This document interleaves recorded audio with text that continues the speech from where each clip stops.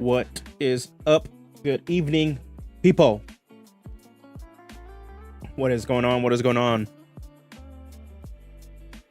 I was having a bit of a rough time trying to figure out what we're going to do today. Thank you for everybody that looked at the polls on the community page and answered. Because I was stuck between maybe covering some Pathfinder stuff that I wasn't really feeling, maybe talking about the price hike. Excuse me, talking about the price hike for the D&D books that I wasn't really feeling either.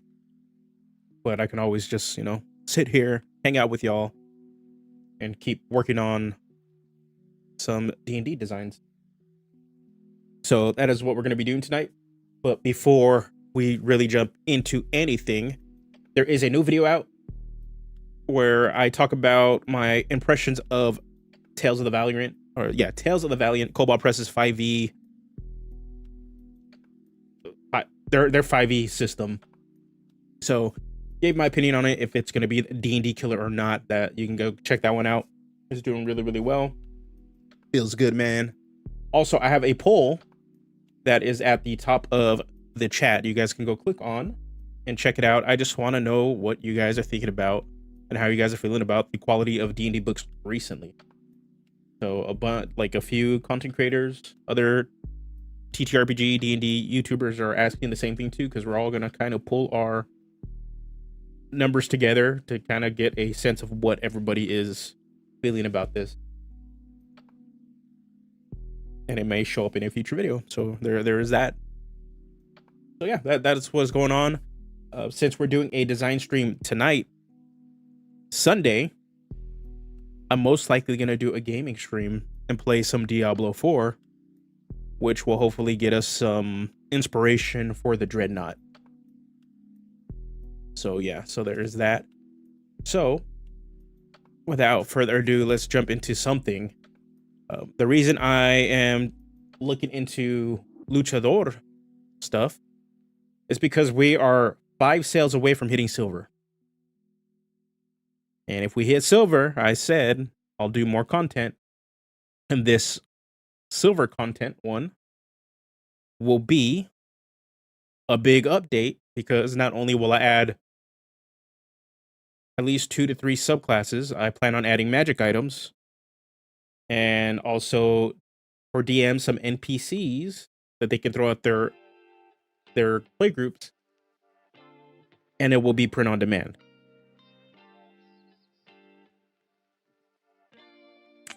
Yes, print on demand, so that you can have a physical copy of the Luchador.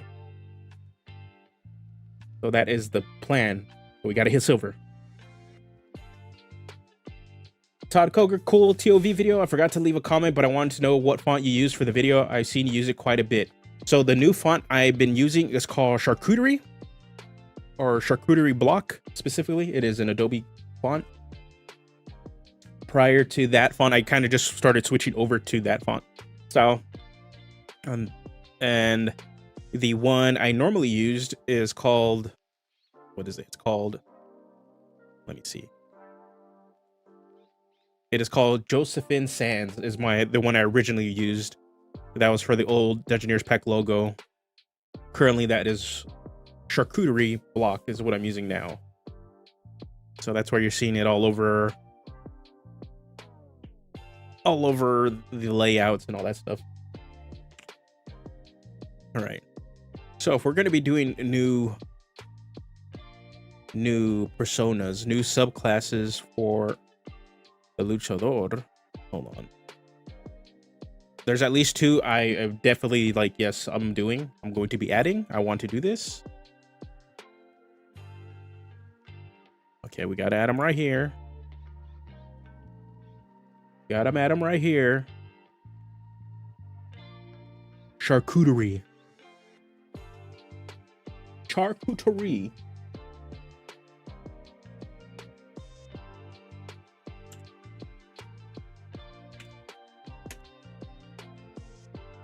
Yeah, let me pull this up. Maybe you can see it. Charcuterie Block.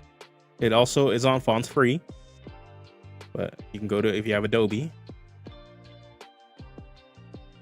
have it Or not, you can just sign in and keep me locked out, Adobe. But yeah, it's this one. Charcuterie block.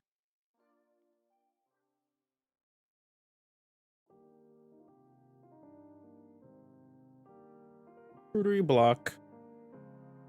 You guys see Brown Fox.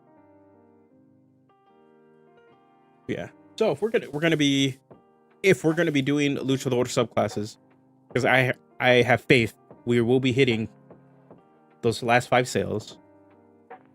2 subclasses I really want to do is Mask of the Twin Soul, which is a tag team inspired subclass, is what I'm envisioning, that you can not only have your features potentially be used alongside your teammates, but also say you're in a position where you don't have teammates, you create a double. Getting that font doesn't come in free. As far as I know, downloading it through Adobe, it's free. And then it's on that free font website, so it should be free.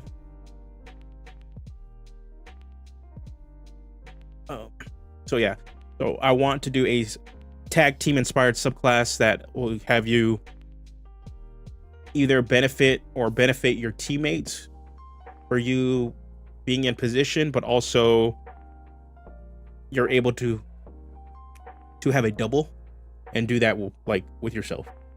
So it might be too many concepts in one. I might have to split them into their own separate thing, but that is the general idea. There might not really need to be too much of a boost to emphasize the teamwork nature of that one, simply because of how signature moves actually work in the system, and grappling and the nature of that. So it might just be some things that just reinforce, like, hey, if you do this, an ally gets this benefit, right? And then Mask of the Galvanic Grasp. This idea is the lightning one. The lightning electric powered mask. You're a giant grappling Pikachu Blanca-esque luchador that is all about grappling and shocking people while you have them grappled. So there's that one. That is definitely inspired by Street Fighter, by Blanca specifically.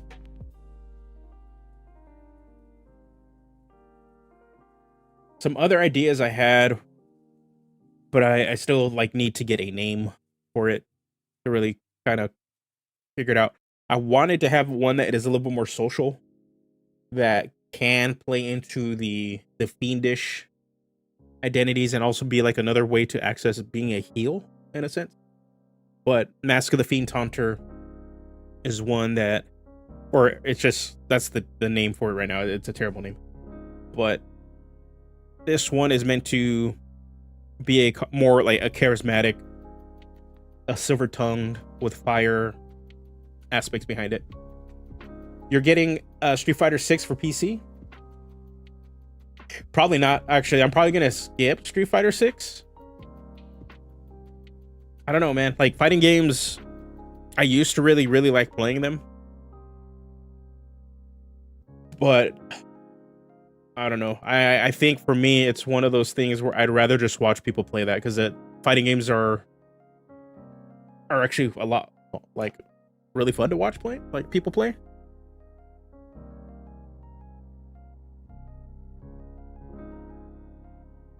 I think Street Fighter 6 is just coming out at a time where I also have Final Fantasy 16, and then Diablo 4 is also coming out. So it's one of those things well, what do I have? I have to really decide which games I want. And Final Fantasy 16 is pre-ordered. I'm playing that at the end of June. We will be streaming that. Most likely Wednesdays will be Final Fantasy 16 night, and maybe on Sundays a little bit too if I get stuck on some design stuff, or there really isn't any big news to talk about. So that's where Final Fantasy 16 will be. This weekend, I just bought Diablo 4. It is pre-purchased. We are playing it this Sunday. Where it's going down. We're killing devils. We're killing devils and cultists as of Sunday. I don't know what I'm going to be playing. I will be playing something. The Druid and the Necromancer look pretty like sick. If they had a Crusader, I probably would have played a Crusader. I actually liked how that class played in Diablo 3, but it is not there. Barbarian, Rogue, Sorcerer, kind of look whatever for me. But the animations of, hey, I'm a Druid, that when I punch, it's a bear claw, and then I transform into a werewolf, and I transform back into human, but I punch you back with a bear claw, and then it's summon lightning down. Seemed pretty sick. That's awesome. I'd love to play a Blanca-like character. Yeah, we're gonna see. We're gonna see what we can do. Some other subclass ideas. I was maybe eyeing a giant inspired one to kind of coincide with Big B's giant book. You know, the book that should have had multiple player options, but now it's just going to have one and a bunch of feats. That book, the one that's going to cost you $60 now. You could just, you know, if I get this subclass done, you can just spend $7. And then you get a subclass in a whole new class.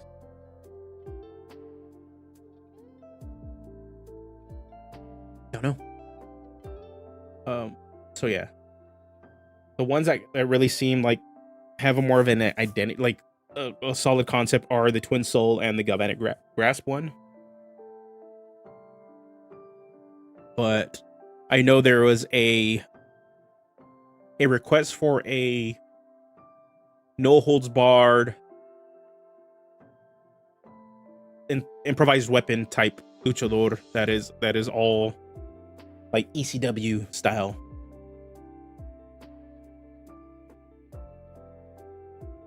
Crusader overperformed in D3 as much as Barbarian underperformed. Oh man. Oh, $70. I don't know, man. Games like D&D books are expensive. Video games are now jumping up to $70. But the quality ain't always there. The only thing, like, I've been seeing the reviews for Diablo, right? And I'm happy it's doing well. It's scoring really high.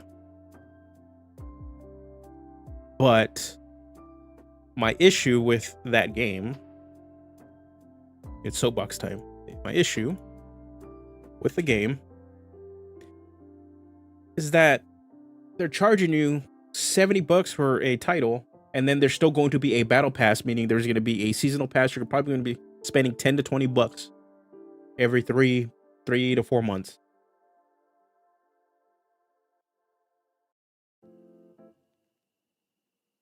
That's pretty bad. Normally, a battle pass system is meant to supplement the game, so that you don't pay anything for that game, and that it supplements the development for that game, because it is going to be a free title. And then with additional cosmetics and other stuff, you're on a soft subscription based service. That's pretty much what a battle pass is. That pretty much pays for the game. So now it seems like video game companies are getting a little greedy and are wanting to double dip, make you pay full price for a game, and then also have these subscription-esque services on top of it. Not really a fan of it. It'd be one thing if it's DLC, because at least DLC is a one-shot go and you can kind of pick and choose. But battle pass systems create that FOMO, that fear of missing out feeling, where if you're not on the battle pass, you don't spend it, you don't actually continuously play, you're going to miss out on an event or cool item. Especially in a ARPG like Diablo, where items and all that stuff are pretty much meta defining a lot of the time. It kind of sucks. Doesn't surprise me though. Blizzard did to Overwatch. Man. Oh man. Oh, let's see. I'm also looking at what we're going to do with the Dreadnought. What are you guys feeling like seeing or wanting to work on? I'm open to kind of whatever. Dreadnought is at a somewhat of a cool place. So we have the first few levels. Yeah, we have the first 2 levels pretty much really solid, and after that, it's all about filling out everything else.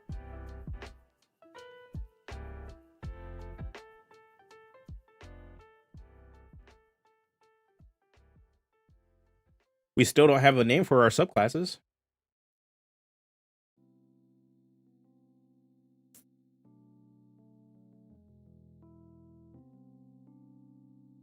Yeah. Yeah, Diablo 4 was one of the only games I was like, oh, I'll pay 70 for this, but then I found out the $90 for early access, $100 for collector edition, and it has no game and battle pass. I decided to wait. Yeah, I don't blame anybody for waiting on that one either. It's a lot. It is really expensive. I'm iffy on the battle pass. I really want to see what they offer for it.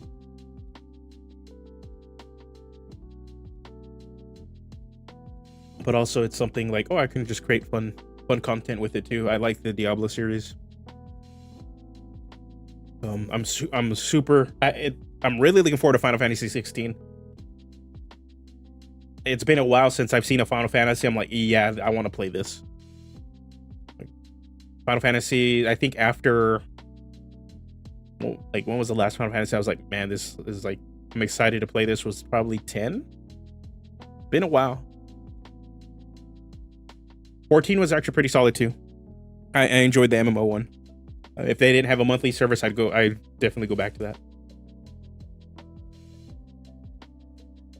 I highly recommend if you're wanting a MMO that you can play your own pace, but you are willing to pay the $15, and you want an actual non-toxic community.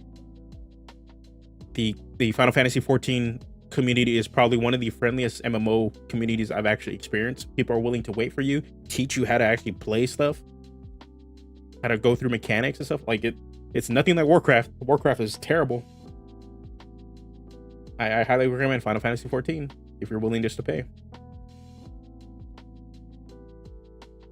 Could you talk about the expected loop you like players to go through for the Dreadnought? Okay, so with Dreadnought, this one, the intended role for the Dreadnought is a frontliner that acts as a debuffer, which is in stark contrast to what a Paladin is, which is a team buffer.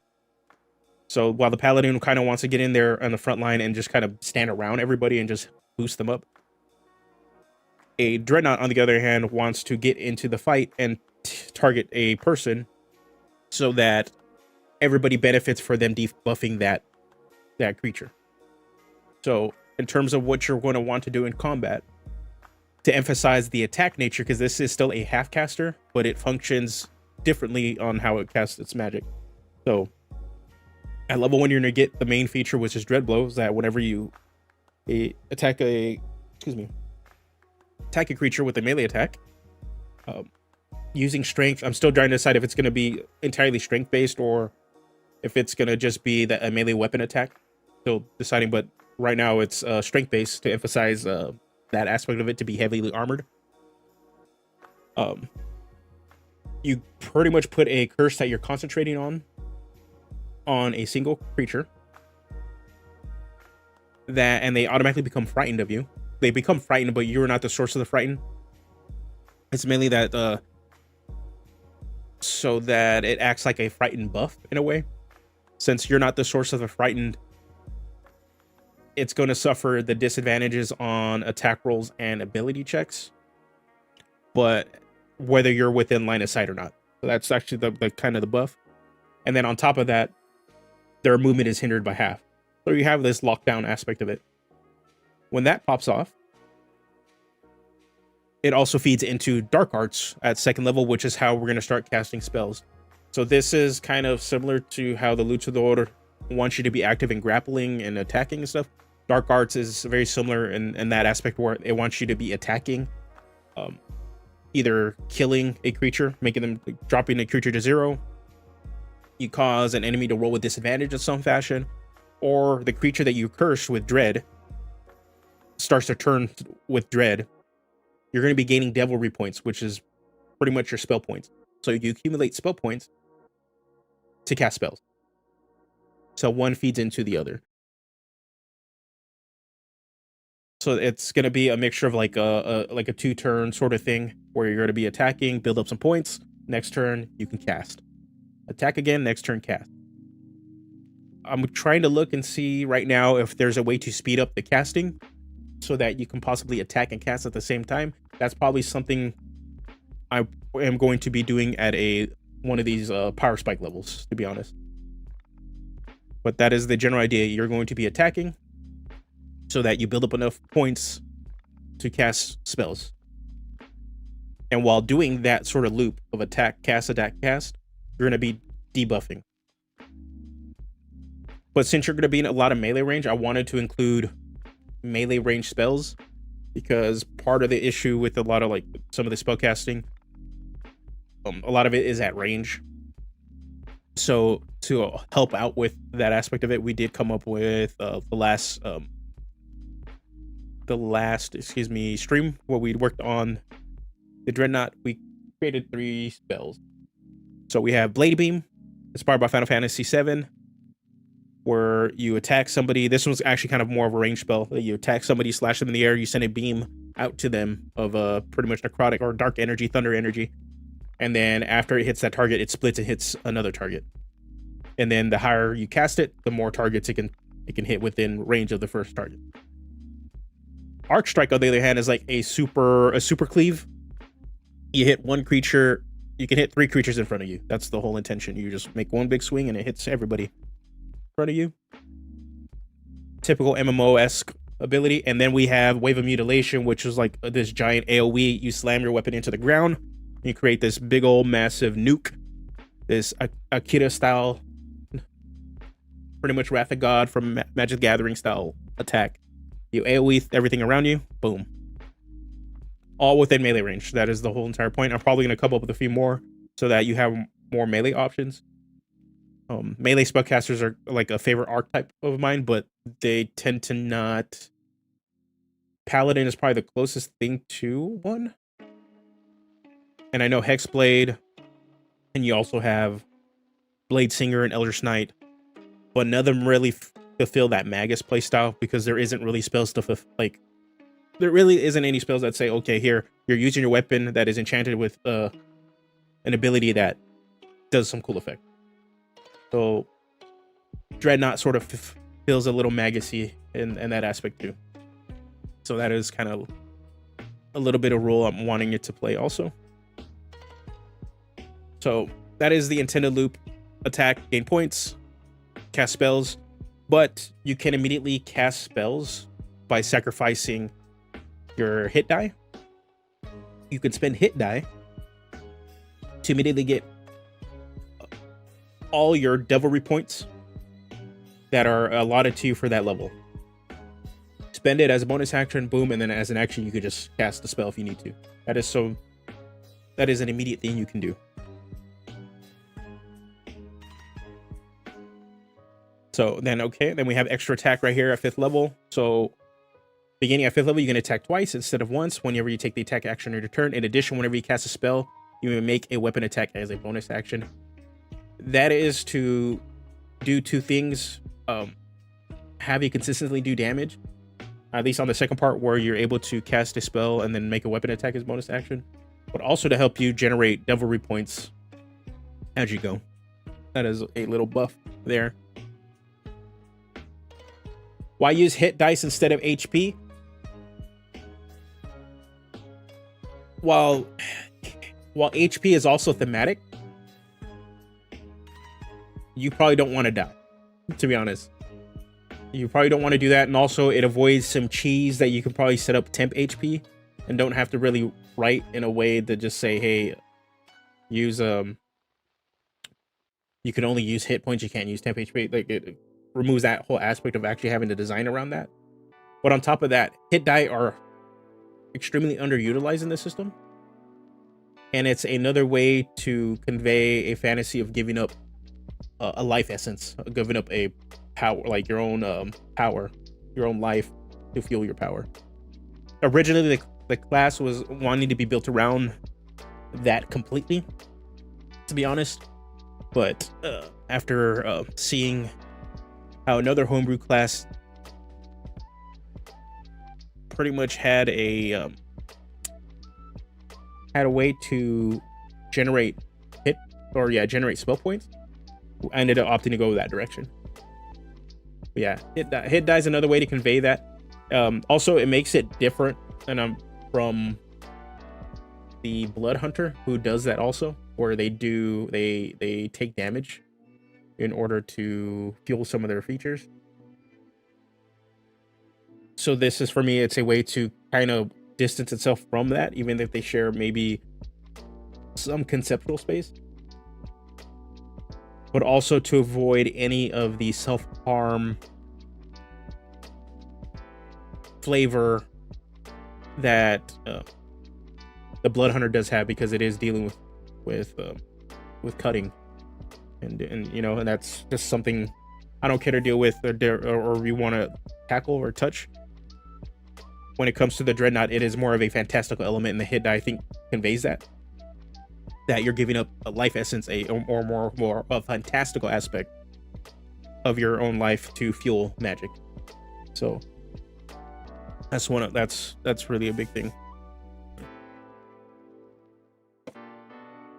So yeah, and then we're looking at giving like just a flat feature, like a flat buff at level 7. For me, it doesn't make sense that if you're supposed to be the big scary guy on the field, that you're all of a sudden are afraid. You can become feared. For me, it's like, yeah, let's just make you immune. So that is what no fear is. Starting at 7th level, you're immune to the frightened condition. Just bam. Can't be frightened. You're good.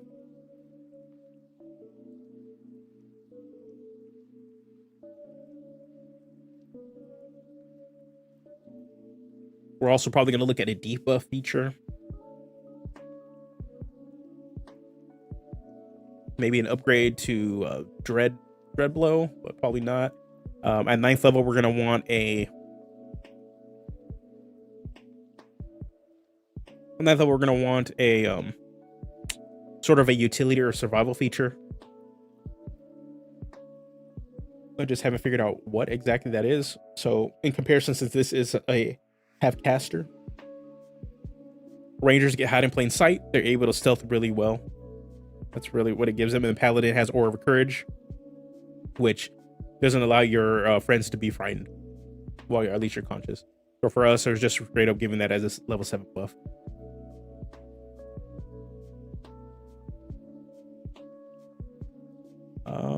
Level 11, this is going to be another little power upgrade where we want to feature that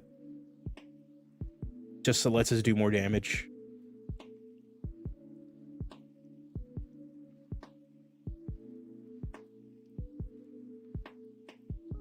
So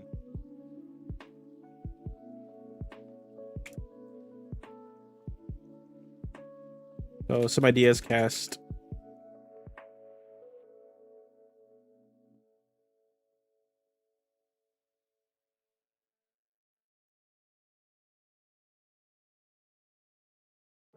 Cast a spell as a bonus action.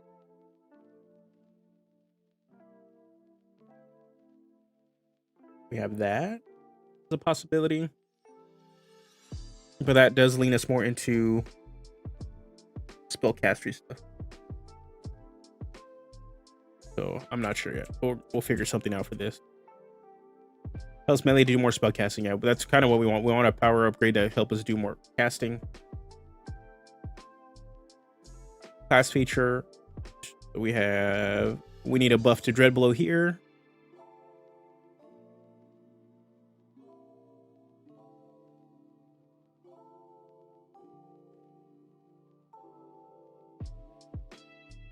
Then at 15th level, we need like pretty much it's a utility kind of action that is minor, but it's still helpful and active.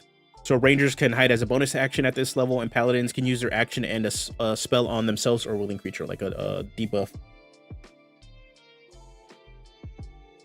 And then at 18, we got another upgrade to power, and at 20th level, we got our class capstone. So that's just kind of what we're looking at. I'm not sure what we're kind of wanting. What really comes down to, we kind of need to look back at the class fantasy of like if we're hitting anything at this point, or melee enhanced by magic, where we need a heavy armor terror, intimidating presence. If anything, another level 7 buff could be some sort of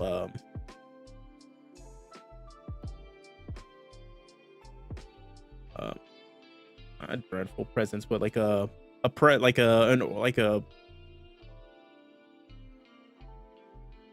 anti-aura.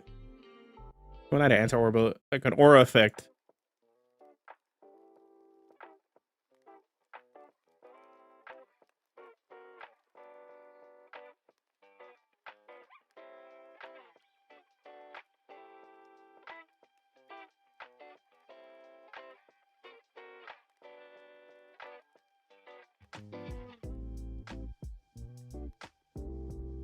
What I need to do though,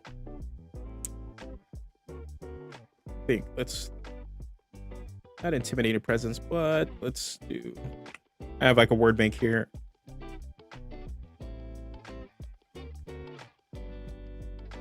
Dreadboard exchange, Rave exchange, Dark offering, malevolent.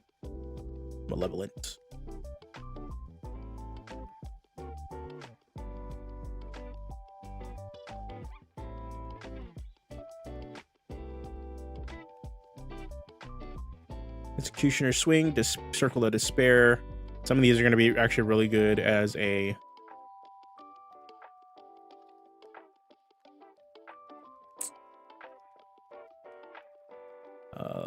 some of these will be good spell names, to be honest. Some of them will probably be spell names. Water and blood, malevolent, strike fear.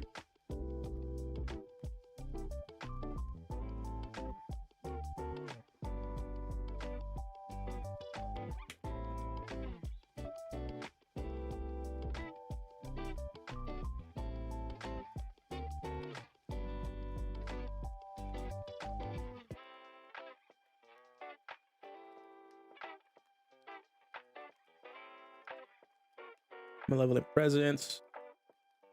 What I need to do, let me just open on the side. I do want to pull up D&D Beyond to kind of see what other classes are kind of doing at certain levels. Have it there. We're in this weird space of like trying to be also like a caster and a melee character. We're mainly a frontliner, and so we really need to look at how can we better support our abilities to attack through spellcasting. You know, we haven't even gotten a spell list. What I want to do is look at Elder's Knight for a little bit, pull that up. I'll straight up just look at Wizard. Then I'm also going to pull up Rogue. And I think some parts of Artificer might be worth looking at too. So with Rogue, I want to pull up Arcane Trickster.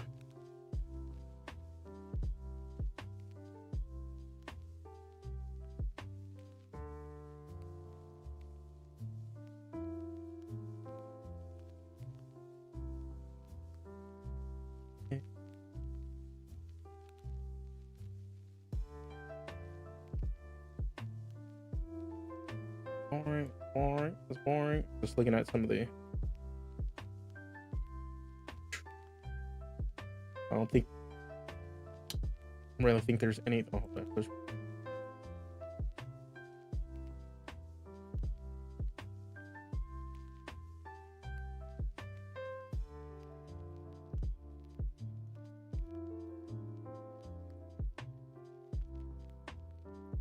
Yeah.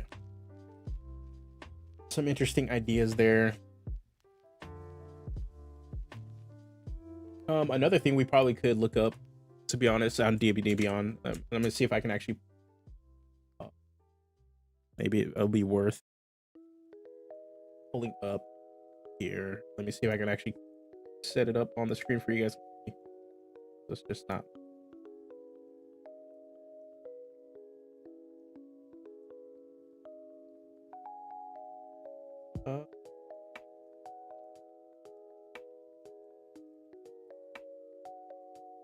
Okay, cool. You guys can see it. So I think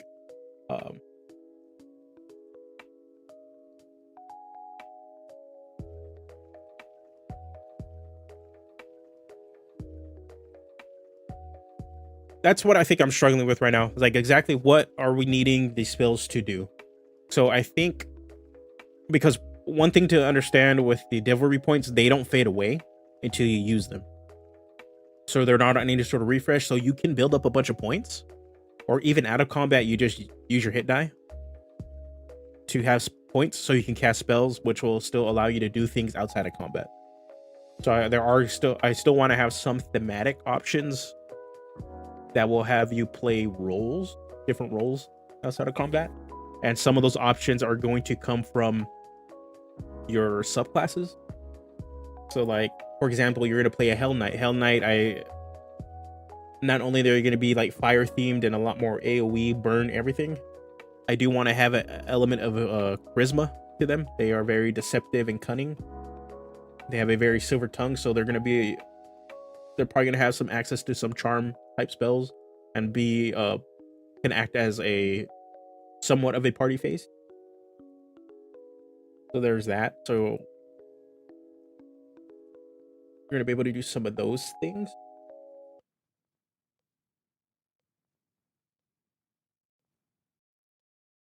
Just for an example, let's see.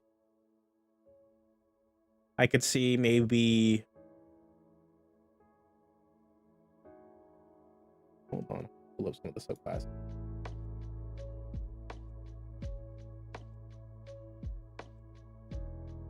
Okay, maybe pull up some of the subclasses.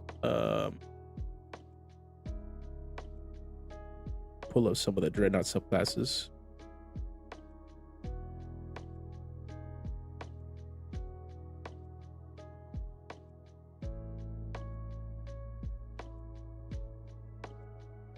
Shadow Guard is probably going to be more about I could see this one about traversing and travel. You're going to be trying to overcome spatial challenges because you're going to have access to, I wanted to have access to teleportation in some way, but the way I want to play it, since you're going to be this heavily armored creature, it's kind of be like Jason or Freddy Krueger. They kind of just show up right behind you. So I want them to have some level of utility so they're not completely useless outside of combat. But that is also one of the things I want them to be really good at, is that, yeah, they're just going to combat. So I think, yeah, I wanted to be a little bit more centered on combat with some utility spells. And it might be just one of those things where most of the utility spells might come from their subclasses. Okay, so let's look at some other. That's what we have to. Can also, if we get stuck, we can go to Luchador. But this is what we're on, Dreadnought. Okay, so one of the books we really should look at for Dreadnought. Where are you at? There he is. Van Richten's Guide to Ravenloft. There's a lot of cool like thematic monsters that just work with this.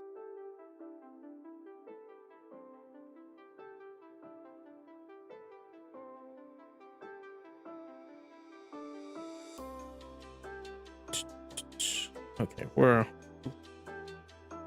are our monsters? Monsters. There we go. Monsters of Ravenloft.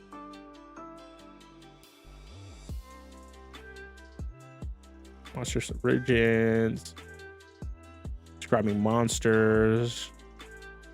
Monstrous traits. Okay, monstrous minions. This is actually kind of cool because this is how we can actually feed these into our subclasses for subclass features.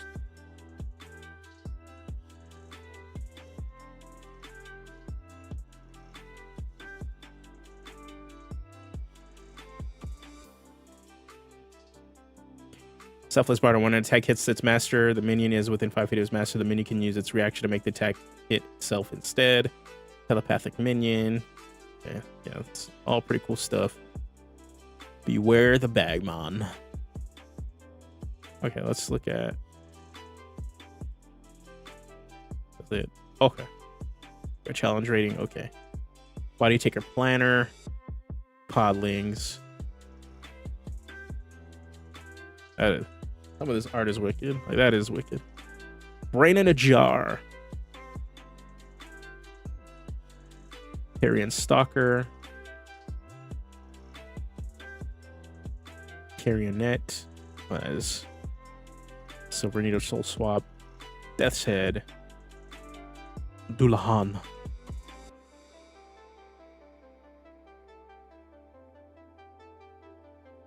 That's cool. Dullahan. So this is our Headless Horsemen's. Let's see what they can do.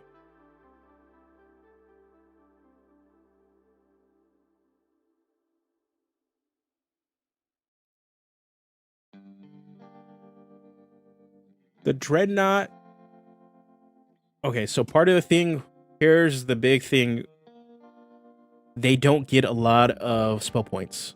Hold on, let me pull this up so you can see. So right now, they don't get a lot of spell points. So there is actually a cap max at every level at this point. They can pretty much cast a single spell of max level. So from levels 2 to 4, they can cast a single first level spell. And to do this, they have to give up hit die if they want to do this outside of combat a lot. And that's going to cost them because you still also need hit die to heal in between short rests. So this can be stupid good, I will say. It'll be stupid good if for tables that are very rules light and you just have a lot of long rest. You don't really take short rest.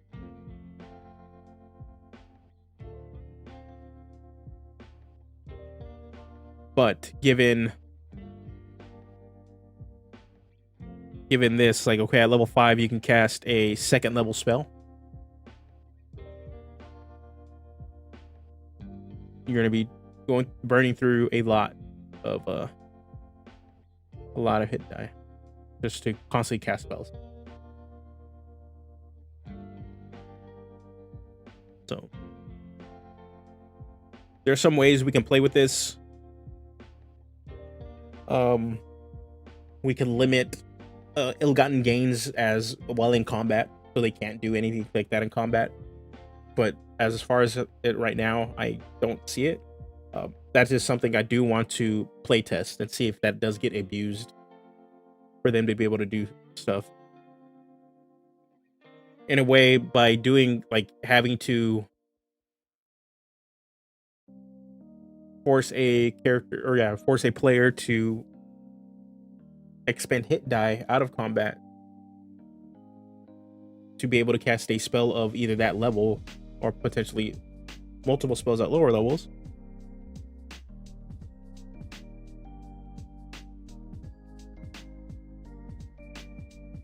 They still have to use their hit die, which acts as a spell slot.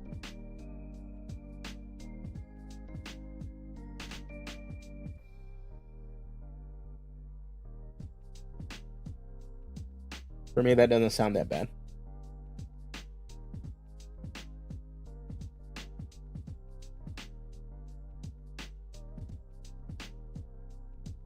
So yeah, that's the thing right now. Like, your devilry points are really low. So what I want to do, part of the playtesting, is to make sure if this is a good balancing measure for this. In addition, so also wanting to see if having it this low isn't good enough, and they might need a little bit of a bump. They need a little bit more, like a cap on their points. So there is that.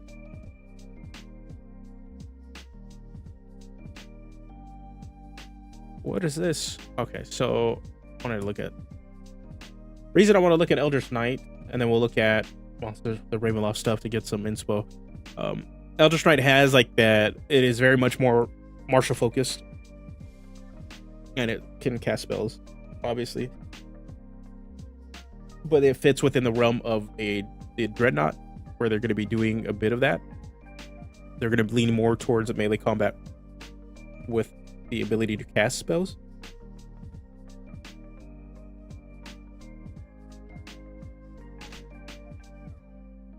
So what I want to see is like, okay, what are they doing? And is there anything that we can take from this? All right. Beginning at 7th level, when you use your action to cast a cantrip, you can make one weapon attack as a bonus action. We don't even have cantrips. So instead, we're having the complete opposite. Whenever you cast a spell, you can make an attack as a bonus action. At 10th level, you learn how to make a weapon strike, undercut. Creatures resist your spells. When you hit a creature with a weapon attack, that creature has disadvantage on the next saving throw it takes against the spell you cast before the end of your next turn. That's not a bad buff, to be honest.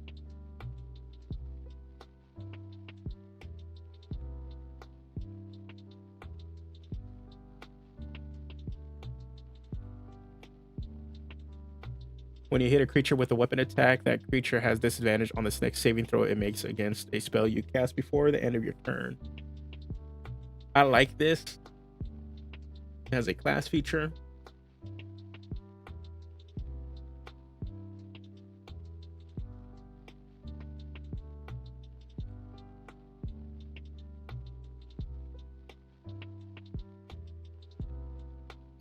I think we're going to steal it.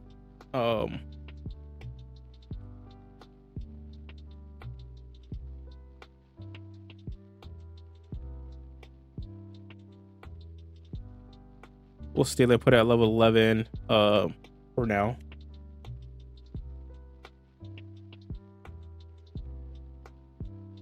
But instead of just a straight up weapon attack, it's going to be strength based.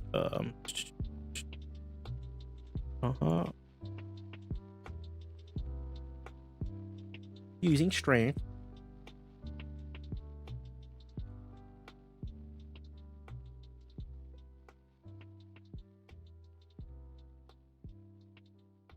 When you hit a creature with a melee attack using strength, that creature has disadvantage on the next saving throw it makes against a spell you cast before the end of your next turn. Helps melee do more spell casting. Yeah. I think that qualifies. We need a cool name for it. What is... I don't even have it up on my screen. Oh, here we go. We just need a good name for it. Let's look at our word bank. Do we have some good banks?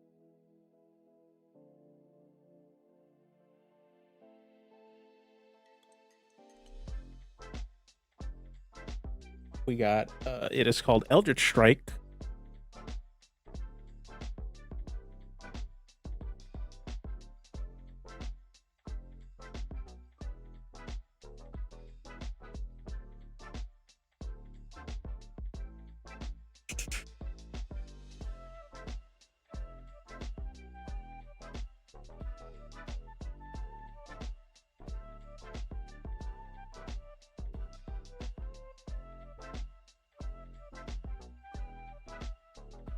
Fatal Push.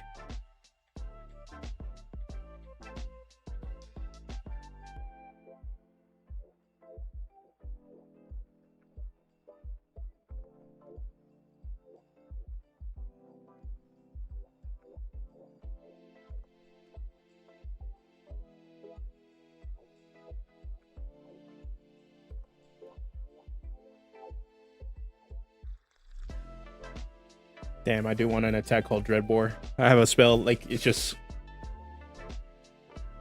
a spell that you just pretty much like force spike through 10 feet in front of you. You just bam from your weapon. Dreadbore.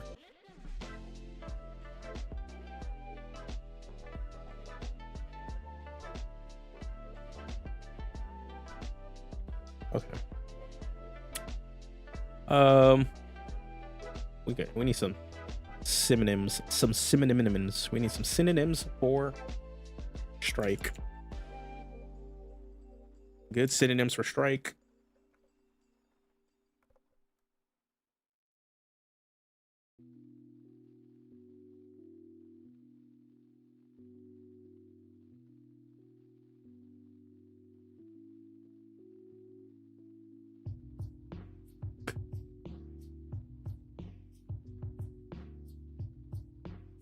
Oh my god, I kind of just want to okay. This is a Magic the Gathering term, but definitely going to change it. Skullcrack. What? Skullcrack. Whenever you hit a creature with a melee attack using strength, that creature has disadvantage on the next saving throw it makes against a spell you cast before the end of your next turn.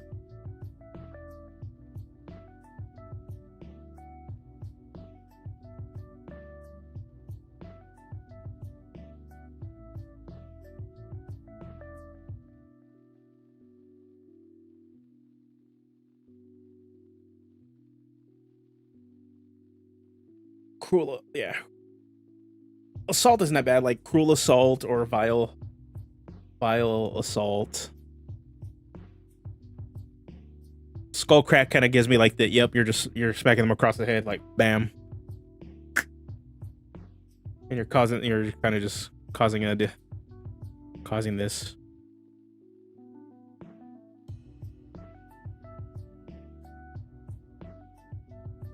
Have a spell be named Black Aragon causes races to man. Oh man, the races are out. The racist people are out for this Lord of the Rings stuff that's going on, man. Like Magic, Wizards of the Coast is putting out a Lord of the Rings Magic the Gathering set. It is from the Universes Beyond. The art looks friggin' gorgeous. But man, these people are pressed. Because Aragorn is not Viggo, like, is it Viggo Mortensen? Like, yeah, he's not the actor from the movie. He's not a white guy.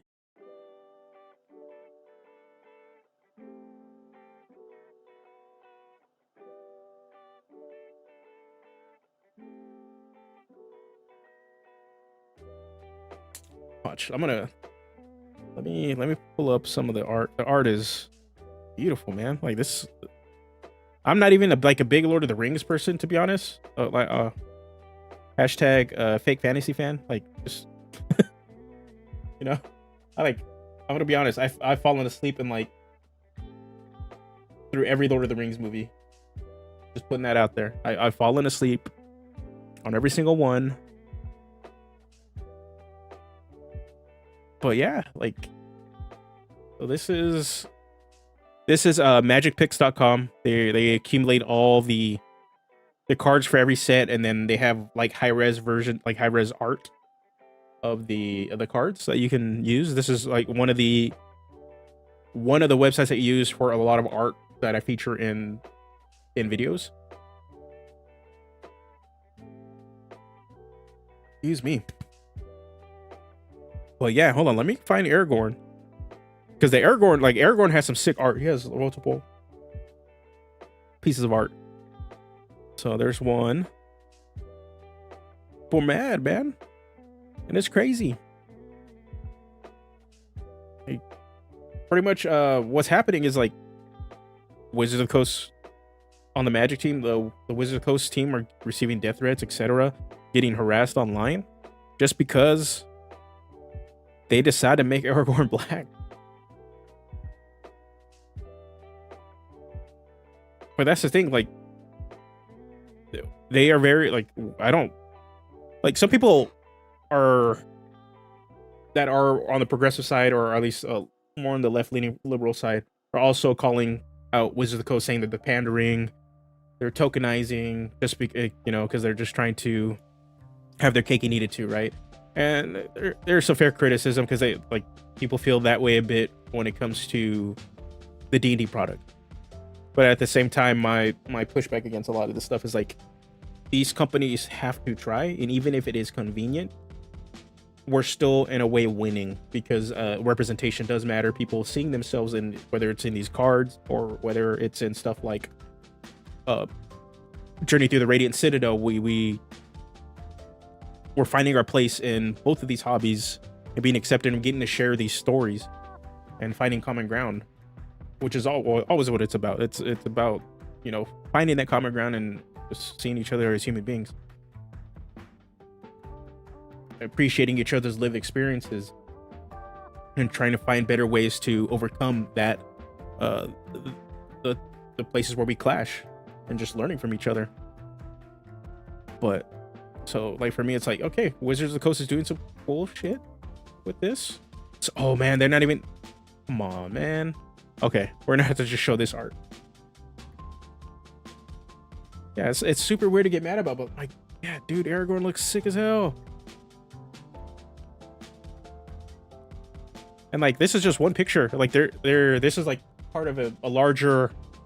Look at that. This would be on a play mat. I'm not even a Lord of, like, again, not a Lord of the Rings fan, but put this shit on a play mat. This is wallpaper worthy.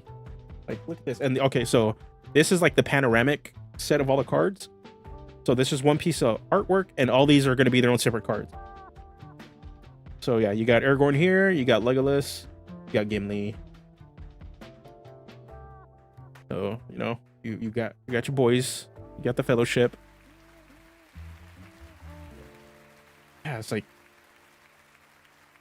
if you're a fan of the Lord of the Rings, like, how are you going to be mad at this? This is sick. Like, they're taking the time to actually do some really great art, trying to convey the flavor, and also pulling from like deep cuts into Tolkien lore. Tom Bombadil? Like, I don't know who the hell that character is. He wasn't in the movies. You know, there's another card Aragorn they were pissed about, but it's like, dude, the art is sweet.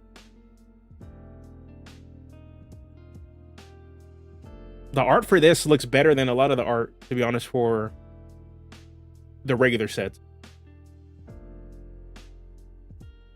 Yeah, I want to buy this set, and I don't even play MTG or like Lord of the Rings.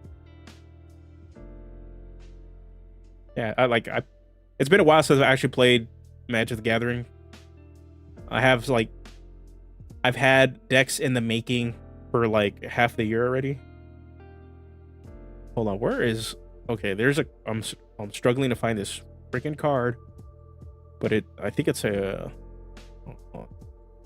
Oh, I'll show you guys this art. The Witch King, Bringer of Ruin. That art is sick. Or it's not Forge Anew. Hold on, is it Forge Anew? Okay, hold on. Because there's multiple sets for Lord of the Rings. There's also the Commander set. Let me go back. Maybe it's in the Commander set. Is it? Is it? Is it?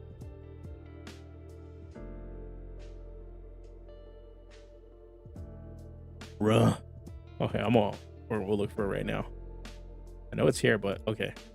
The Witch King. Here. Oh my god. They don't have it? Hold on.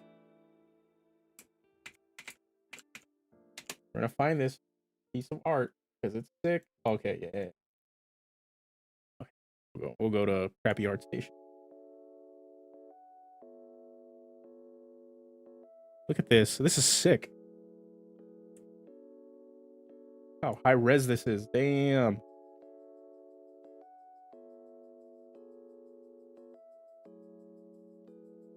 So much detail. This is all digital, by the way. So like, some people are gonna hate on this, but oh well, man. Like, put that on a card. This looks sick. Tom Bobaldi is in the set. I will pull him up right now. He is in the set. I have no clue what that is, but who it is, but he's in the set.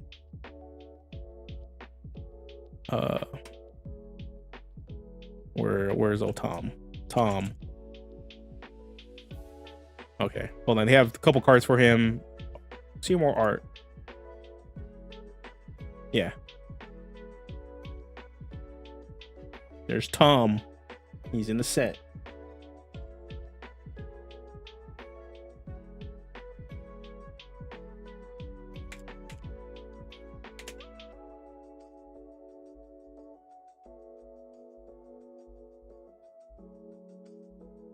Okay, this is what the piece of... Oh my god. Fine.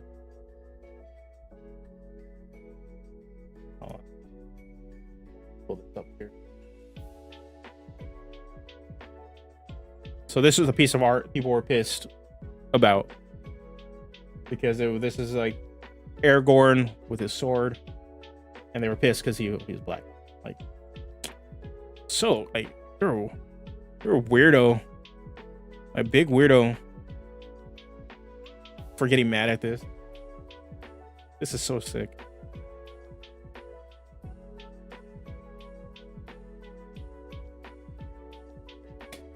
Yeah, I would freaking love if they just said, yeah, here's a bunch of like MTG art you can use for the DMs Guild, like stock art.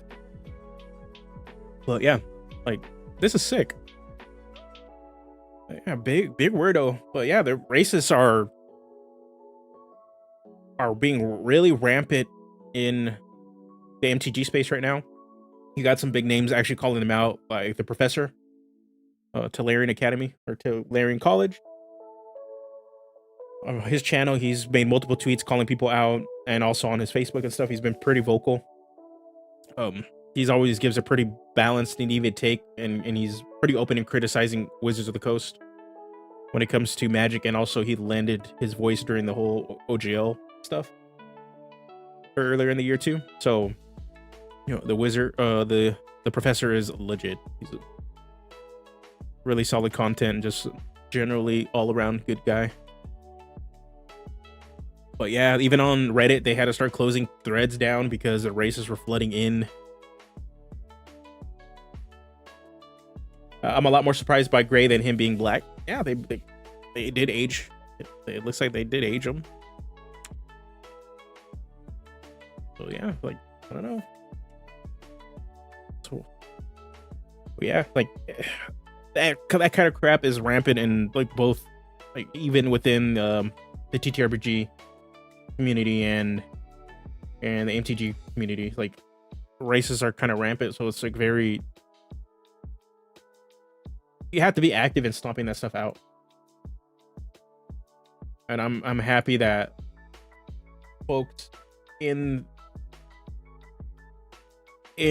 positions that have like a wider audience are taking a stance to actually speak out against that hatred, but also like the professor and various others have gone out and spoken against the hate and death threats to the trans community and pretty much anybody in the LGBTQ community. Like,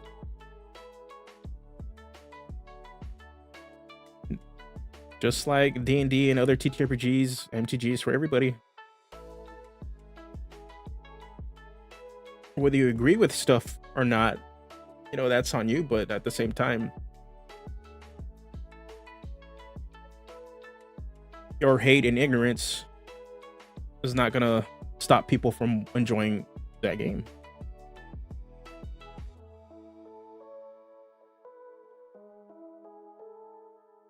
Hasn't stopped me from playing D&D or MTG.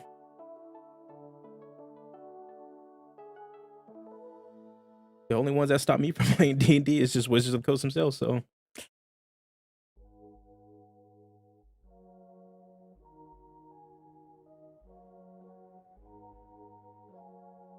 Dullahan. Okay, so we have this. We had Assault. What did I? Okay, we're just gonna go Skullcrack. Assault, it was, what'd you post, Todd? Dreadful Pressure. When you hit a creature with a melee strength weapon. Okay, so it would be similar. Who's already under effects of Dread Blow. Expend 1 Dread point to give them disadvantage on the next spell attack. Nope, it takes the Pinkertons to do that. You know what? Like, would it be funny? I wonder what people's reactions would be if they sent the Pinkertons to like the racists and stuff that were threatening. I've been threatening like Wizards of the Coast, like MTG staff and stuff like that. I wonder what people's reaction would be. Will they still be mad?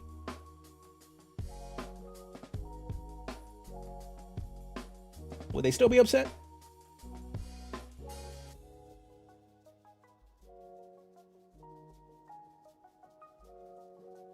Well, I just got some messages from my wife. She's in Vegas right now with her family, partying it up.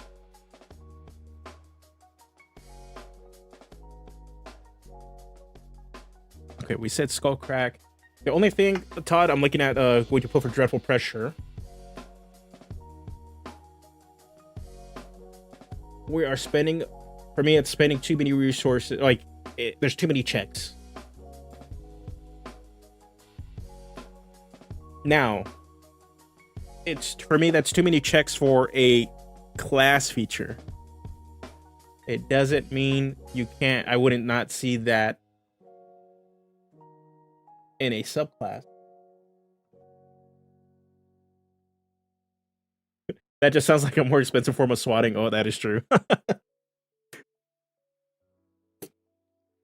That is true. Expensive. Didn't think of it that way.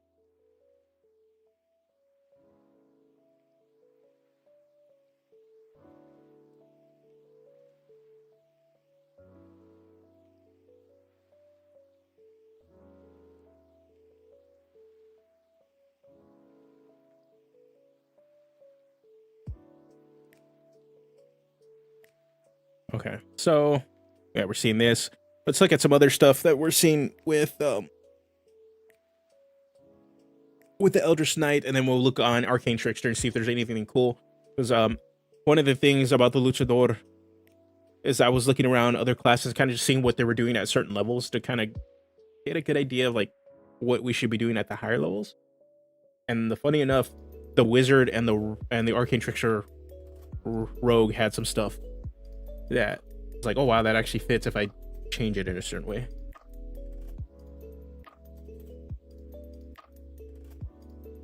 So Eldritch Knight also has Arcane Charge. You gain the ability to teleport up to 30 feet to an unoccupied space. You can see, excuse me, when you use your action surge. I didn't even know it did that, to be honest. That doesn't really feel like a charge. What would have been sick, to be honest, if they're going to use like a name like Arcane Charge, is that when you use your action surge, like you can just like bulldoze people. You just like cover yourself in like this arcane energy shield and you just run through them. Sort of like a Magic Reinhardt from Overwatch. Okay. Brute War Magic. When you use your action to cast a spell, you can make one weapon attack as a bonus action. Okay, we already got that right here.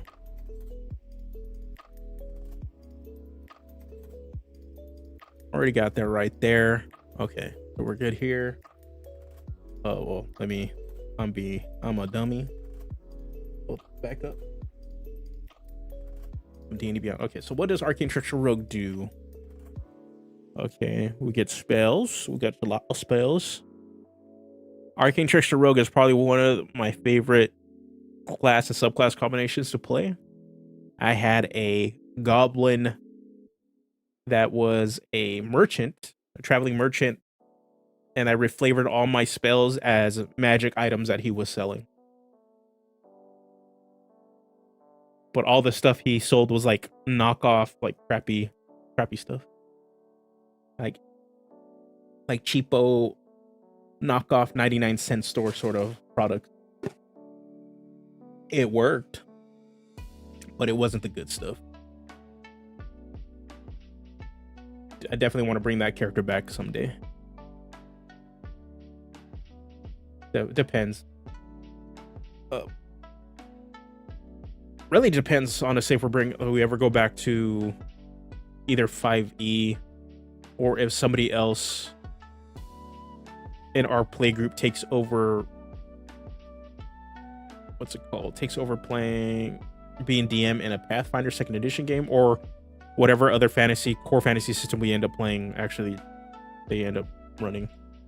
We're kind of enjoying Pathfinder right now, but we're always kind of open to a lot of different options. So they get Mage Hand Legerdemain, Magical Ambush. If you're hidden from a creature, when you cast a spell on it, the creature has disadvantage on any saving throw it makes against the spell this turn. Okay, I ended up using that for the Luchador. That's what it was. For one of the subclasses. I believe I want to say it was the Mask of Tooth and Claw. When you're come out of being hidden, when you use a signature move on a creature, they have disadvantage on the saving throw against it. I think that's what it was. Versatile Trickster, Shape Turner.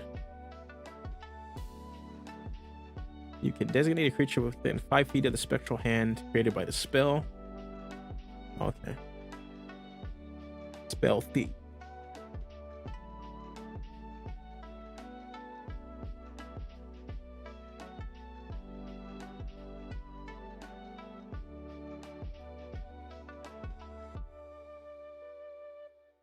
Arcane Trickster is a really underutilized subclass. Yeah, so it's such a good one. Part of the problem, this is one thing I will say about 1D&D I like that they're doing for the rogue. Base 5e right now, the problem with the rogue is that there's such a wide spread between their subclass features. So a lot of the times you get a couple things from your subclass and then you don't see it until 9th level. Arcane Trickster is different because you're gaining spells in between that. So it makes you feel like you do have another, what's it called? You are getting another subclass feature. And that's one thing I'm liking, what they're, at least they changed for the level progression. Part of that standard level progression for all the classes, Rogue does get some cool stuff at 6th level. So it's like they finally, you're feeling like you're doing stuff or earning stuff and you're playing more of your subclass. Currently with base 5e, you get, outside of Arcane Trickster Rogue, you're kind of waiting. Like Assassin, you get something at 3rd level, and then you don't get more cool Assassin stuff until 9th level. Inquisitive, same thing. You can Sherlock Holmes for starting at level 3, you don't get more Sherlock Holmes stuff until 9th level. Mastermind, same. Phantom, Scout, Soul Knife, etc. So it's just one of those things like, yeah, you kind of have to wait. So that's one thing I do say about 1D&D, that by it does help the rogue get some cool stuff. At least they get to play more of their subclass.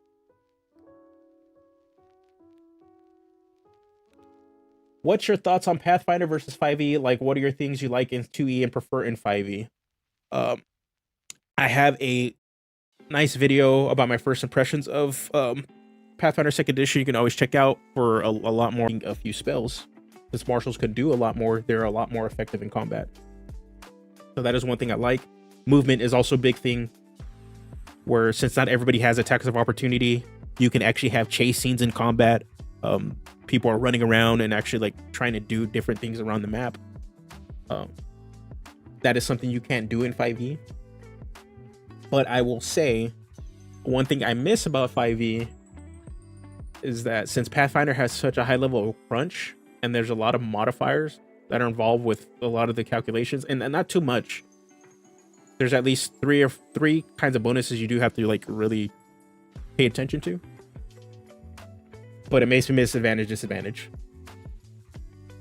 I like it. Advantage, disadvantage, while does turn off a lot of levers and design space in terms of actually playing and dealing with it. It's just one of those easy things of like, yeah, that thing that just gives a disadvantage, or that thing gives advantage. So that's really the two things that always stand out to me. I think both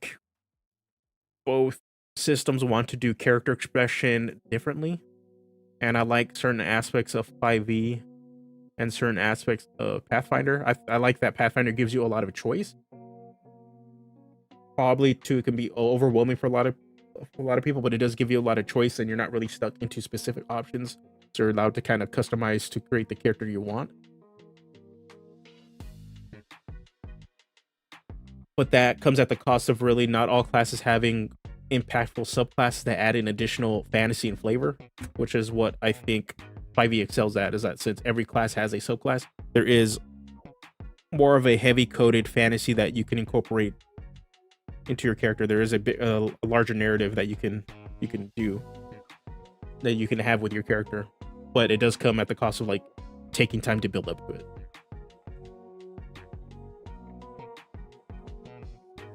I think 1D would be a decent system to introduce subclasses that can be used in any class, like they have tried to do in the Strixhaven Unearthed Con. I agree. I think that sort of like class system actually worked. Because think about it this way. With current 5e right now, like just look at the dragon inspired subclasses. they all roughly do the same thing in a slightly different way, right? So they have a breath weapon, you'll be able to fly, you have some sort of charismatic feature, and then you pick an energy type that's associated with your dragon.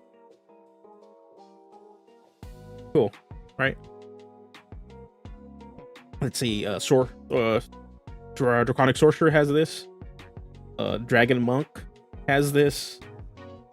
Dragon Ranger has this, but they also have the Dragon Pet, the Drake Warden. So if you have a Dragon subclass, instead of creating one for every class, you could have just created a stock one of like, here's a bunch of dragon features that are in a level subclass progression. And while it may be vanilla, it just fits with every class. Or another thing they can do, which will probably be a bit stronger, they're going to be honest, they create, say they do like a Fizzbands 2 and they are going to create dragon subclasses, and we have that level progression scaled, everybody's the same. But if they want to tailor it to specific class categories, so you have a dragon subclass for warriors, dragon subclass for priests, dragon subclasses for mages, and then a dragon subclass for experts. It makes sense. So then they can play with the idea of expertise and dragon stuff for experts. The dragon subclass for warriors will incorporate the weapon mastery system to some extent. Priests can have some sort of draconic ability that goes off of a channel divinity, etc. Like it just works.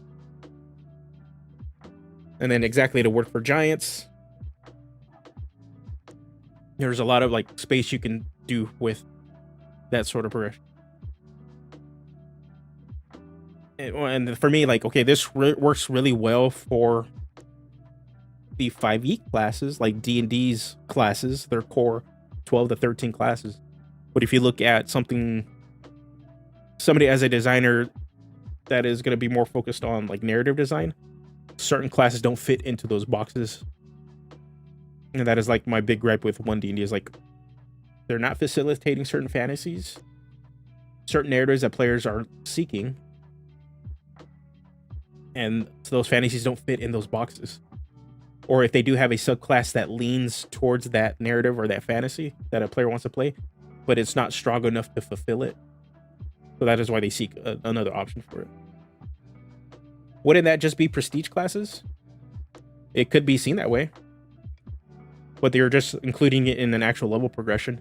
Like, you just like, oh, this is Draconic Warrior subclass for all the warrior classes.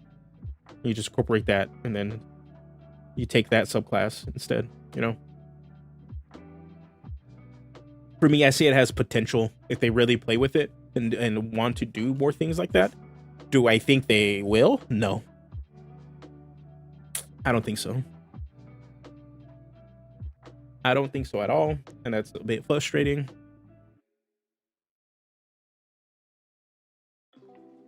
Because they could. There's 1D&D has a lot of potential, but just like 5e, like there's potential to do a lot of stuff, but they don't always capitalize it.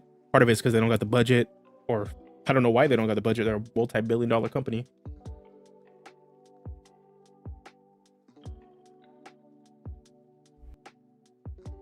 But they're purposely not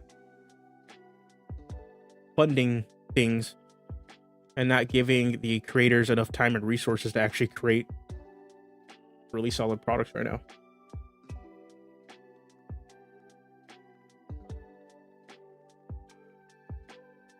Now that brings up the why we're doing this poll. So if you guys haven't taken the poll, please go ahead and do that. The poll is at the top of the chat. You guys can go there, click on it, and just, let us know if you're satisfied with the quality of 5e books from the last 2 years. Do you think they've improved? Do you think they've declined? Do you think they've been consistent? Or you just don't have a clue?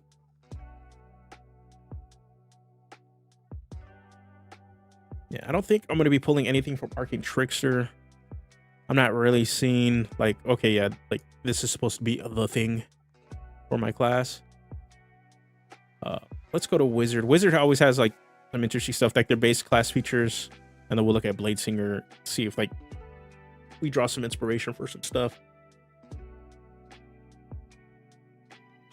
What I liked about, what the heck, class features mod. Oh, that's right. There really isn't class features for the wizard. Oops.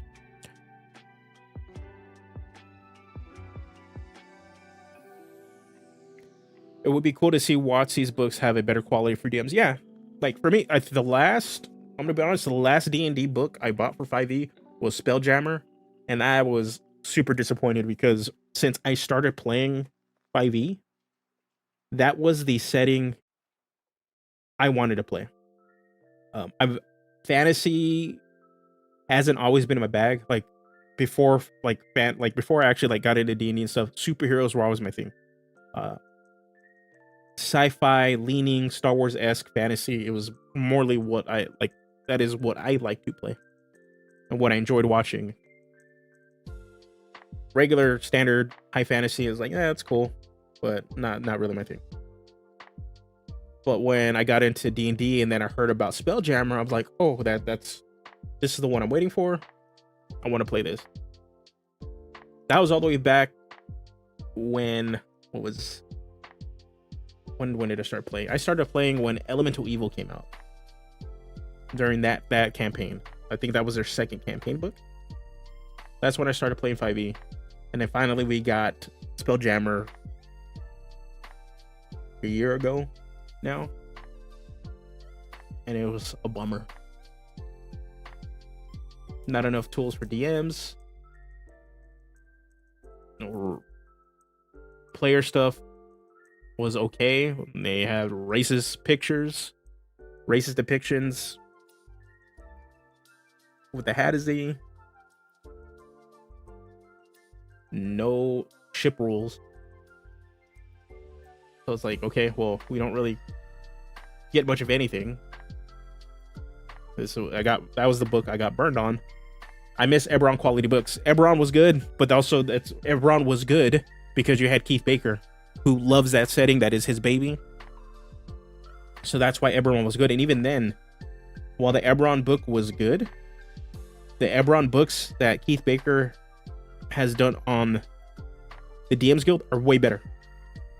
Because most of that stuff was content that was cut from that from the official 5e book for Eberron. So to supplement that book, I highly recommend, if you really want more Eberron content, go to DM's Guild. Go find what is it? It is, hold on, I have one of the books. I think it's Exploring Eberron. Yeah, Exploring Eberron, that is one of the books. And there's another Eberron book by Keith Baker. Both of them, I recommend picking them up. Tons more lore that you can draw from that will really let you dive into the Eberron setting and do tons of amazing things.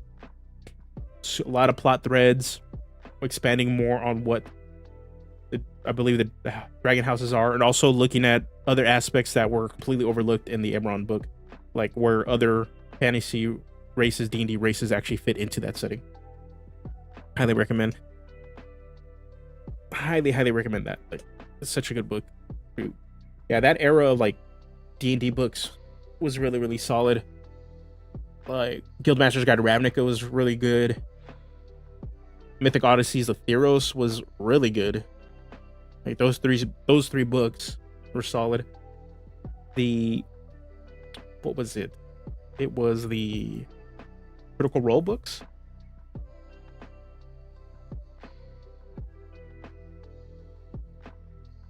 The Wildmount book, I believe that's what it was. They almost should start printing select DM's Guild books as part of their regular lineup. Don't give them ideas, so they probably will steal it. They'll probably steal it. Send the Pinkertons to you. Send the Pinkertons out to you to shut you up, and they'll steal that idea.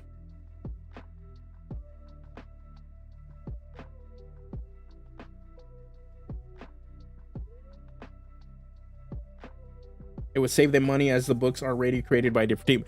The thing is, by putting product on the DM's Guild, Wizards of the Coast can't do that. They can legitimately just take your book, reprint it, and not pay you a dime.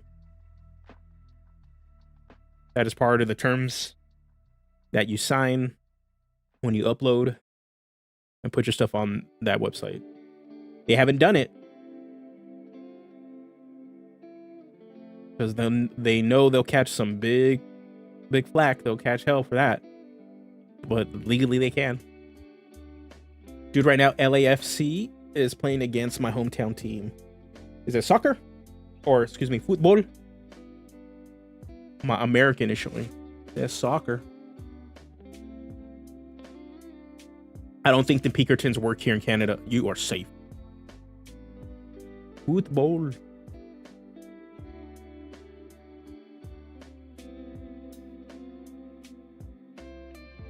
When you reach 20th level, you gain mastery over 2 powerful spells. Okay, no, we don't need spell mastery or signature spells. Let's go with blade singing. Let's see what blade singing is offering. Maybe we can steal some stuff. Song of Defense, where you can direct your magic to absorb damage while your blade song is active. When you take damage, you can use your action to expend 1 spell slot and reduce that damage to you by an amount equal to 5 times the spell's slot level. What's going on, Adrian? How's them barbecue ribs? I saw that picture.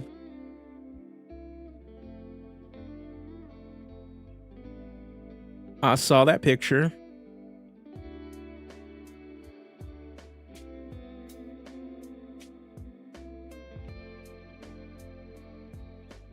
Okay, 343. They haven't done it yet because that would mean admitting those products are better than anything they've been putting out.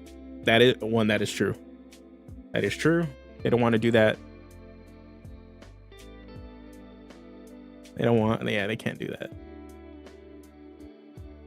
And their ego can't take that. Honestly, I don't think it's an ego thing. I think the D&D or the TTRPG community, not the industry, but the community, sees Wizards as this big malevolent entity. And we often forget that some of the people that work there, pretty much the ones that actually work there, not the C-suite level guys, it's the designers that are severely underpaid. They're probably not even thinking about any of that. They're probably just like you and me and our day-to-day job, just trying to get by, make enough money to pay some rent, buy some food, and going on. I doubt it's an ego thing. The ones that would have an ego are going to be these C-suite level people because they want to just say, hey, I was in charge of this brand. Look how much money we made. And then they go off to their next job and just leave it as is. You know, that's the nature of those people at that level of a business.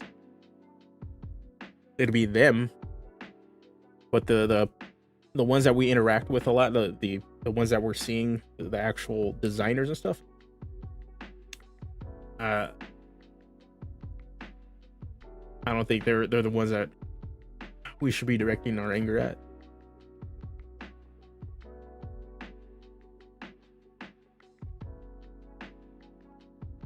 The chicken was amazing. It looked good. That chicken looked good.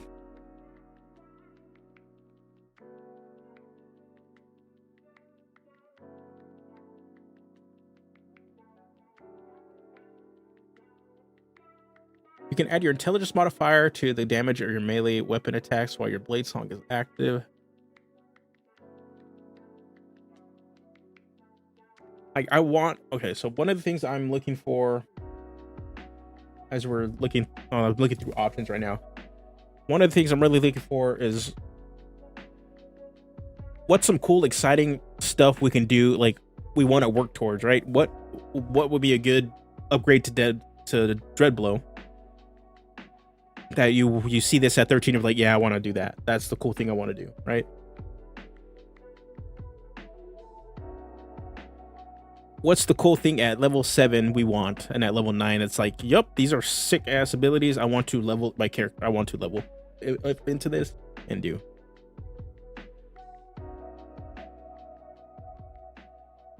Like, part of me is like, I want to give them some sort of debuffing aura, right?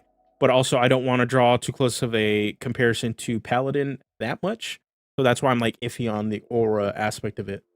Also, I find auras in 5e not done well. They seem very flat and boring because the only time we've seen it is on Paladin. And that's pretty much it. It's like Paladin is I stand here. Circle around me, turtle. Please, turtle.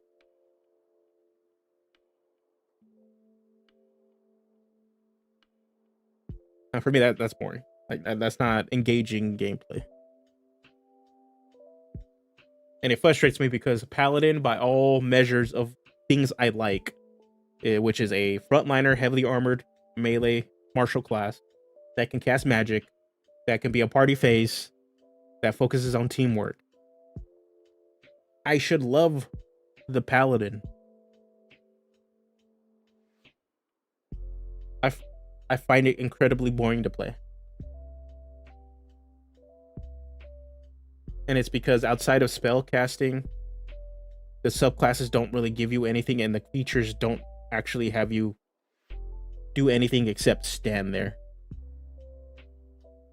Damage from a frightened creature is halved at 13. A nice defensive feature.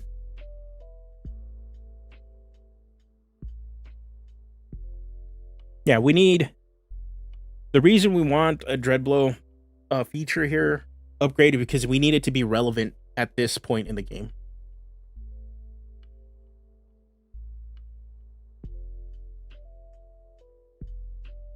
Excuse me. Because, unfortunately, after a certain point, Frighten is useless.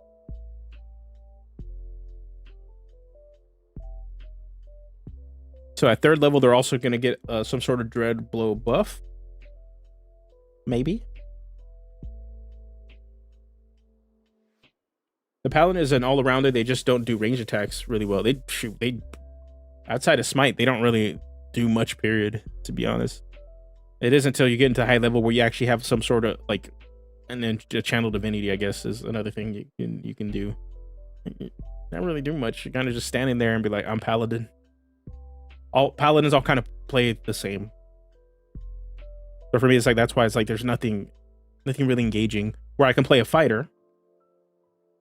And while fighter's main thing is attacking, there's certain subclasses that give you access to other features and abilities that just make the fighter more engaging, and it's considered the most basic, boring class in the game. You can give Dreadblow the chance to ignore Frightened immunity.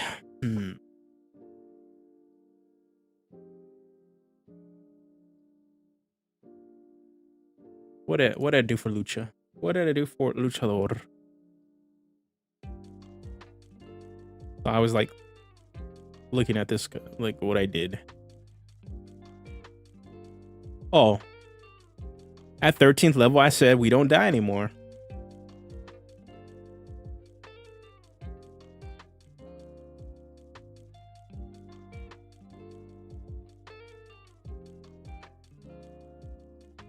King of the Ring.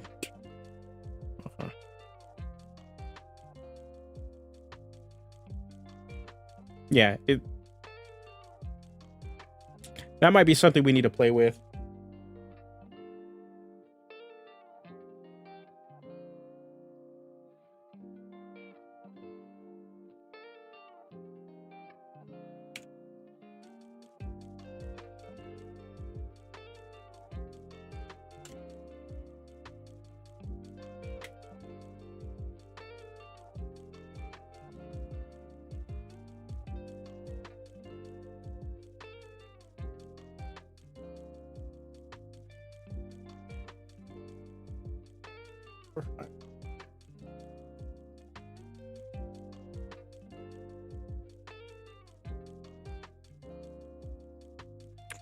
Hold on. This is why I wanted to look up other features, get some ideas.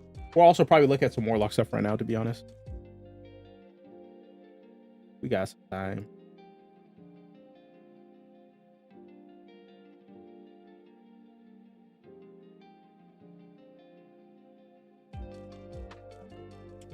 Okay, let's look at, and originally we're going to be looking at we're supposed to look at Van Richten's guide too. So, okay, what I want to do is look at Wizard because we wanted to see what their melee spellcasters do. I guess we can replace one of those attacks. You can direct your magic to absorb damage while your blade song is active. When you take damage, you can use your reaction to expend one spell slot and reduce the damage to you by an amount equal to 5 times the spell's slot's level. You can add your intelligence modifier to the damage of your melee attacks while your blade song is active. Nope. Let's go with Evocation. Looking at Evocation because it is an aggressive blasting subclass. We can always just look and see what an aggressive caster can do and see if we can change some of these features to fit something else. Okay, spell sculpting, cantrip, power. You can increase the power of your simpler spells. Max damage. Nah. Okay.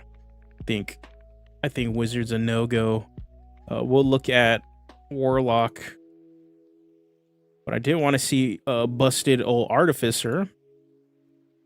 Just to see what they're offering up. Spell casting, prepare casting spells, spell cast gear, infuse item. We're not doing any of that. Aggressive blasting title of your 6. What's going on, kid?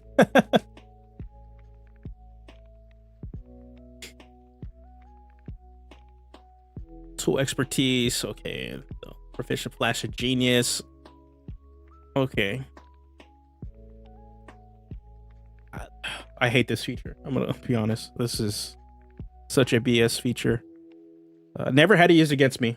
Actually, no, I've had to use it against me. I didn't mind it, but it is so cheese. Because even when I was playing more Artificer, like I just spammed this. Like this is all I spammed,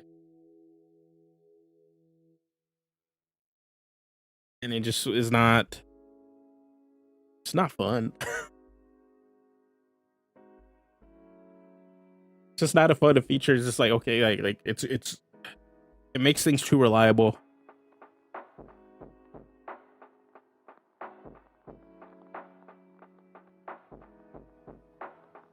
You can attune up to 4 magic items at once. Spell storing item.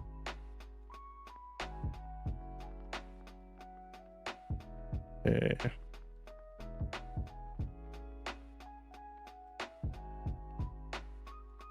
Okay. Nope.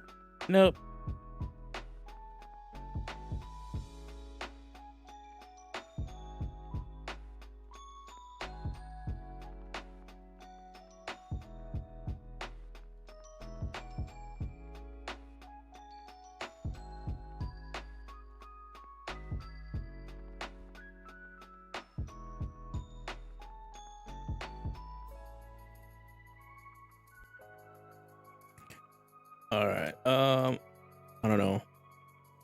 One idea I like though is like I don't know where to put it, but I do like it. I like the idea of not being able to be knocked down.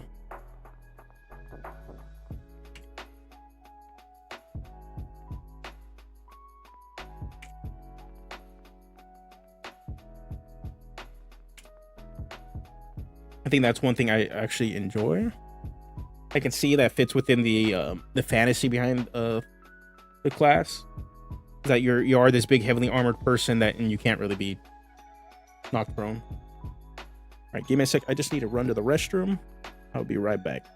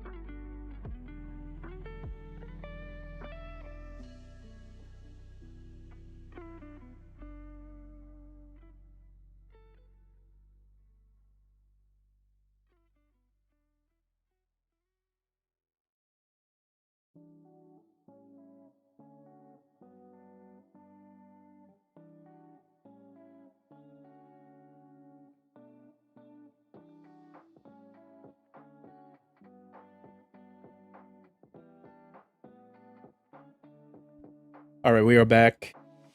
Set my desk into standing mode because I've been sitting down way too long. Okay, hold on. Oh. Let's see where we're at. We're looking at classes still. Okay, let's see if we can pull some features. We're gonna be stealing. Get some ideas.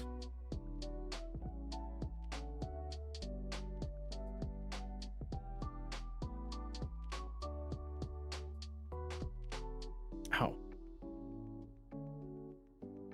Part of me wants to be like,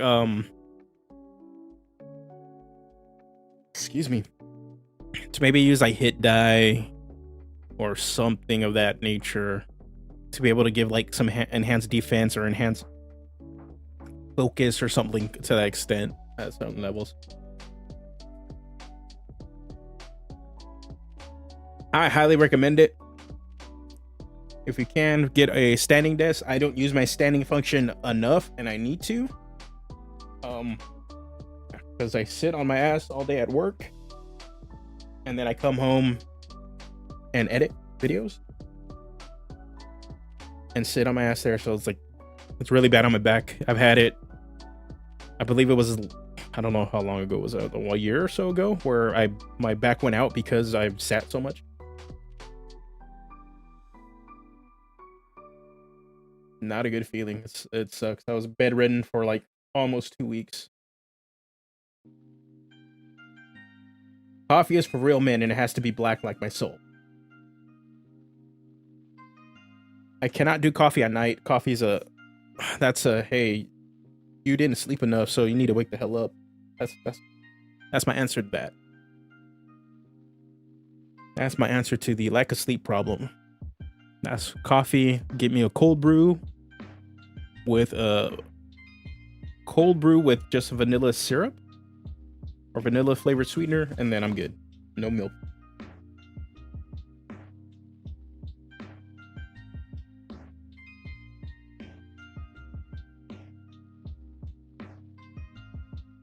Okay, let's look at armor as a frontliner option. We can always look at to see what they're offering. Arcane armor. One of the earlier ideas behind the Dreadnought was to have this transformative feature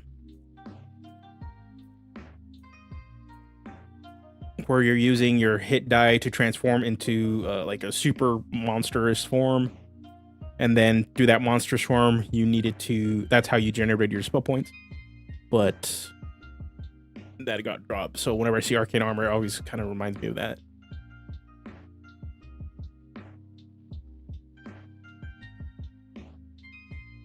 Spinal issues, the reason I'm on disability. I need to be better about standing. Oh man, I mine is all genetics. My dad and I and my brother all have our hip starts to displace and like shift. So yeah, I generally need to be more active than what I am. I've been trying to go to the gym, but since we haven't gone to the chiropractor to have like a monthly adjustment lately, I've had to ease up because the more weight and stuff I push, the more pressure it puts on my back and ends up making it worse. So gotta be safe. Thunder gauntlets. Armor artificer, like this one's like a funny one. Like you can play your Iron Man. When I ran Descent into Avernus for my play group, my buddy played a Doctor Doom inspired armor artificer doing the armor model, and did this cheeky little thing where you punch with thunder gauntlets, but then you have the boots of winding path, and he would just reposition himself away where he last was at, so making it that it was harder to actually move to hit. But then also on top of that, he used his thunder gauntlets with, what's the spell, booming blade, so that not only did they have disadvantage on attack rolls, because he used boots of winding path. Very, very cheeky. It was effective though. It was fun. Saw that tactic. I'm like, damn, that's if you're in a more of adversarial DM, that can be like super annoying. But for me, I was like, oh, that's actually cool. Like that was a cool tactic. So I was like, I'm gonna play into that a lot because it's funny. Like I didn't think of that.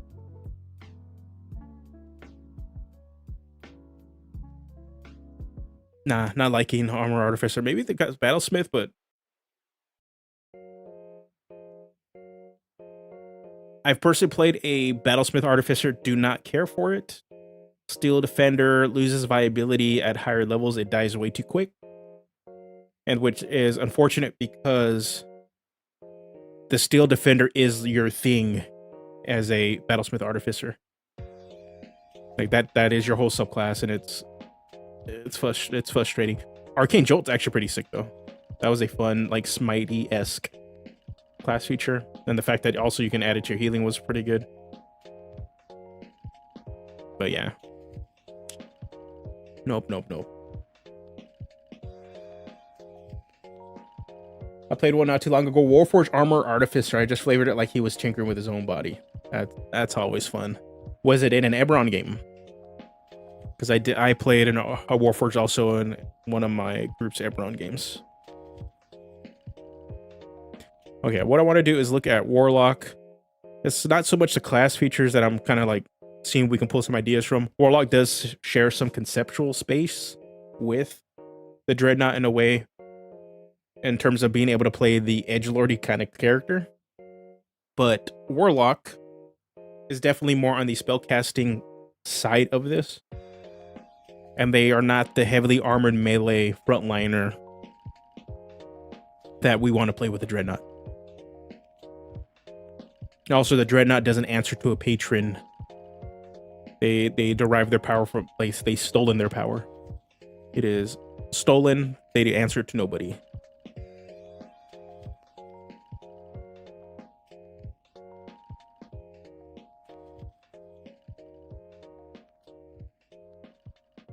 Otherworldly patron, Pact Magic. RIP Pact Magic.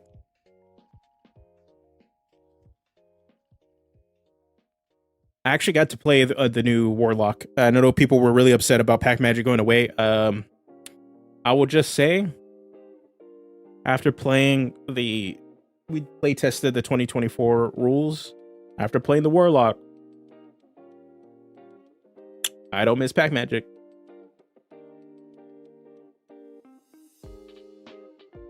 Don't miss it. Not being limited to the amount of like spells you can cast, like, and just pretty much being an Eldritch Blast machine was pretty nice. Having spells and having actually slots to be able to actually feel like a caster and not just somebody that shoots things was a nice change. And I really don't miss I don't miss pack casting. Pack Magic, after that I was like, yeah, I'm not gonna miss Pack Magic going away. It's an interesting concept. I think it'll work more for like melee spellcasters and stuff like that, where you want to have that power of the casting, but don't want to have the ability to cast too much.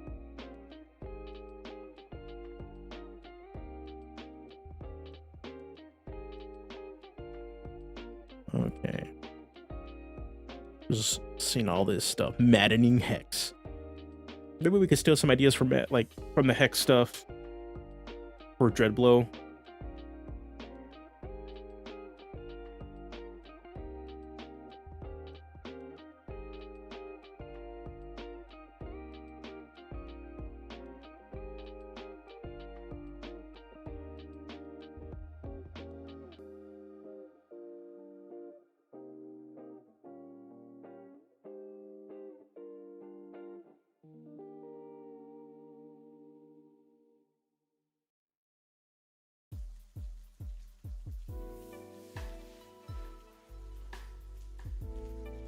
Never mind. None of this Hex stuff was actually sick.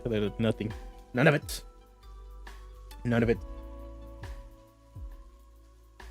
It's gonna be 9 o'clock soon. Okay, what I'm gonna do, I'm not really finding anything I'm liking. Just looking at the time, I do need to kind of start getting ready for it the next day. So, all right, we'll come back to this. I know on Sunday, we'll be streaming it again. We will be streaming.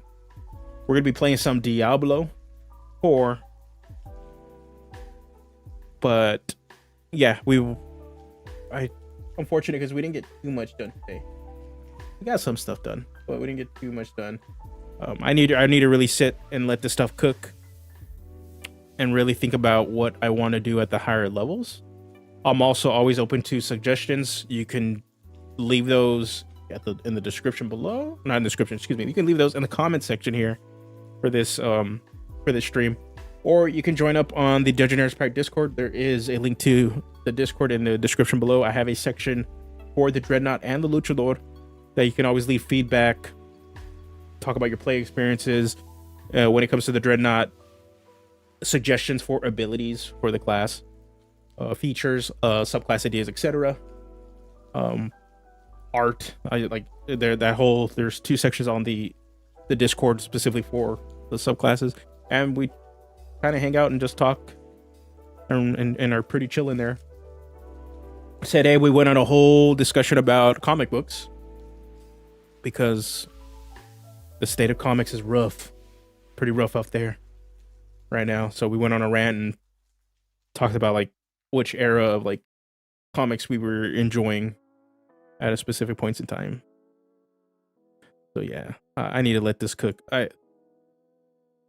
don't know. For me right now, the Dreadnought is like, we got a good base. We have it's just putting the rest of the pieces in there to make sure that it feels solid. I definitely think we're close. I wish it was closer, but I am hitting a little roadblock. Part of it is because I'm a little tired. A little tired. Been grinding out content, grinding out video, editing 2 videos. One just went up today. You guys want to check that out? That one was definitely a fun one to do. And then tomorrow, I believe I'm recording an episode of the podcast, the Patreon and YouTube membership exclusive podcast. You guys can join either of those for $1 and listen to the podcast. We're gonna the 3rd episode of Unpack should be up next week. Everything goes well. So there's that. So yeah, I believe.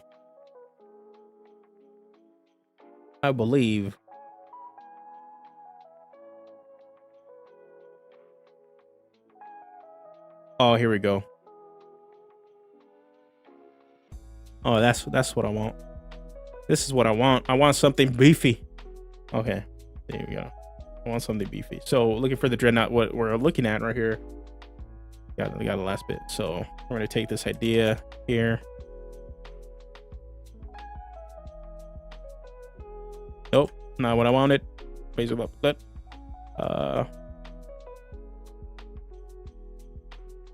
Being at 7th level, you are immune to the frightened condition.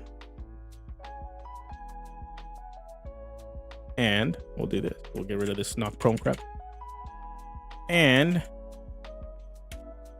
when another creature attempts to frighten you, you can use your reaction to attempt to frighten them back.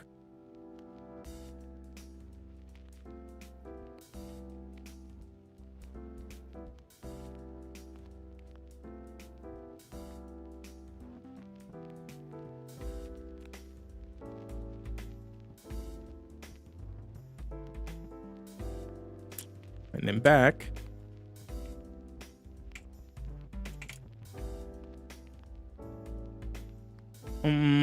Charisma?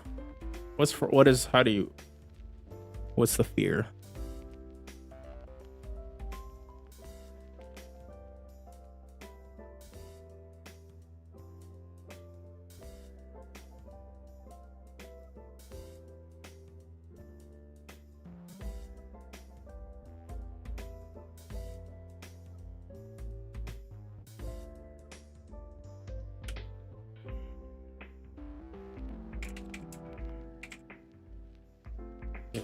I think it's wisdom, right? Okay.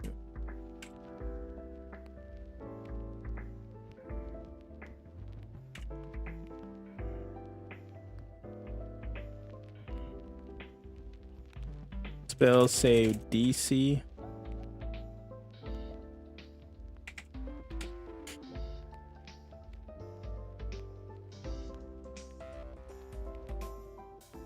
Okay.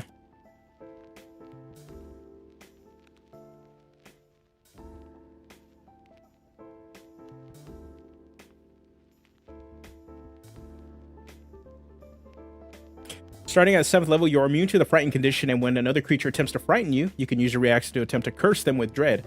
The creature must succeed on a wisdom saving throw against your Dreadnought spell save DC or be cursed with dread. So what this does, when people try to, you know, make you afraid and stuff, let you flex and turn it back on them. But instead of just doing the frightened condition, we will allow you to do dread instead, so that it gets around the idea of them. Oh, wait. Okay.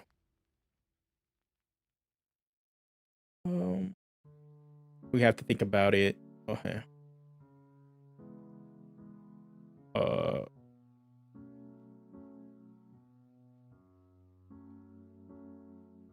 Okay. Thinking about it though, because dread needs to have you need to have concentration to hold dread. So we'll come back to this. This is an idea. We will change the name, but this is an idea I will play with.